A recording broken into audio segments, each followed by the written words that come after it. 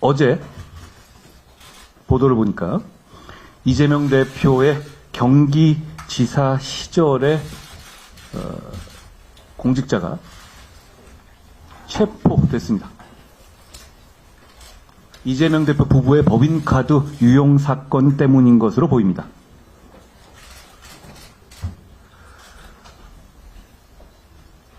이 얘기는 이재명 대표 부부의 법인카드 세금 유용 사건에 있어서 그런 전직 경기도 직원을 체포할 만한 어떤 혐의의 소명이나 체포의 필요성이 인정됐다는, 그것도 수사기관이 아니라 법관에 의해서 인정됐다는 것을 뜻합니다.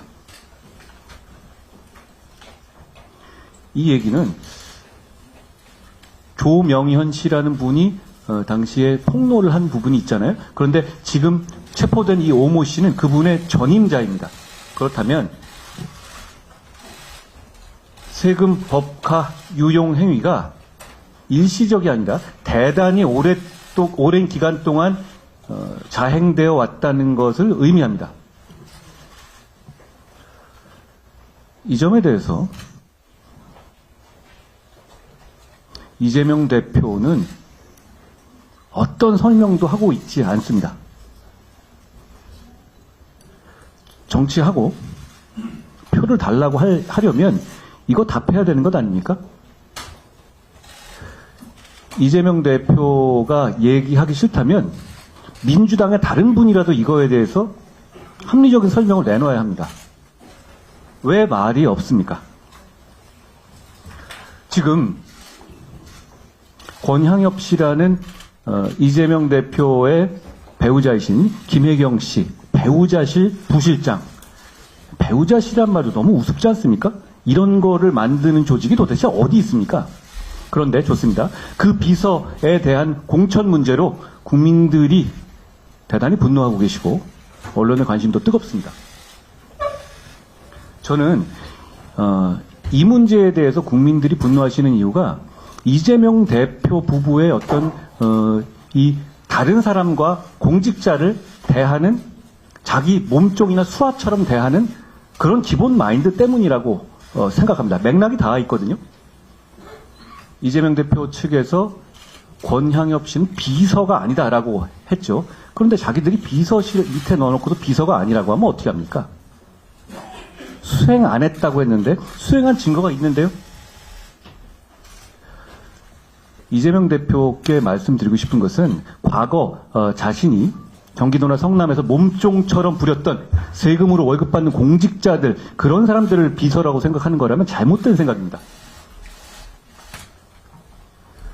그건 비서가 아니라 부정부패 범죄이고 인간에 대한 학대입니다. 저는 이재명 대표가 어물쩍 넘어갈 게 아니라 이 문제에 대해서 확실한 입장을 밝혀야 한다고 생각합니다. 국민들께서 이렇게 관심이 많으신데 어제 이거 가지고 저희로 고발했더라고요. 민주당이 자주 쓰는 수법입니다. 자기들이 몰리고 불리한 이슈에서 오히려 고발장 띡 던져놓고 다음 페이지로 넘어가겠다, 이런 건데요. 우리 분명히 말씀드립니다. 우리 국민의힘은 달라졌습니다. 우리는 이런 거 대충 넘어가 주지 않습니다. 이제부터 시작입니다. 그래서 저희가 어제 그런 뻔히 알고도 하는 고발에 대해서 무고죄로 고발을 했습니다. 이게 어떤 맞고발 사태의 문제가 아니라 이런 병폐를 바로잡자는 취지라는 점을 분명히 해둡니다. 또 하나, 이재명 대표께 대한민국의 모든 방송사가 원하고 있는 저와의 1대1 토론에 응하라는 말씀 다시 한번 드립니다. 어제 하루 동안에 10여 개의 트위터, 트윗이나 페북 같은 걸 쓰셨던데요. 아니, 그렇게 할 말 많으시면 저랑 얘기하면 되지 않습니까? 그리고 얘기하신 내용들도 대부분 언론에 대한 투정 같은 거던데요. 기울어졌느니 어쨌니. 저는 오히려 지금의 선거 관련한 보도가 저희한테 불리하면 불리했지 이재명 대표에게 불리하지 않다고 생각합니다. 왜냐하면 사실 선거 과정에서 언론 보도는 어느 정도의 기계적 균형을 맞출 수가 밖에 없습니다. 규정상 그렇잖아요. 그런데 민주당의 공천과 우리의 공천을 비교해보면 이게 비교의 대상이 될 정도입니까?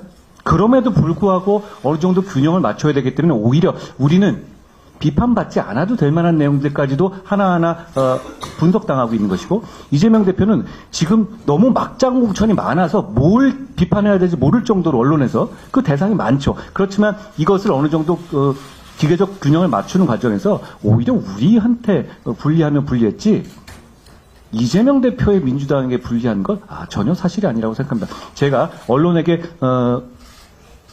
저희를 비판하는 것에 대해 불만을 제기하는 취지는 아닙니다.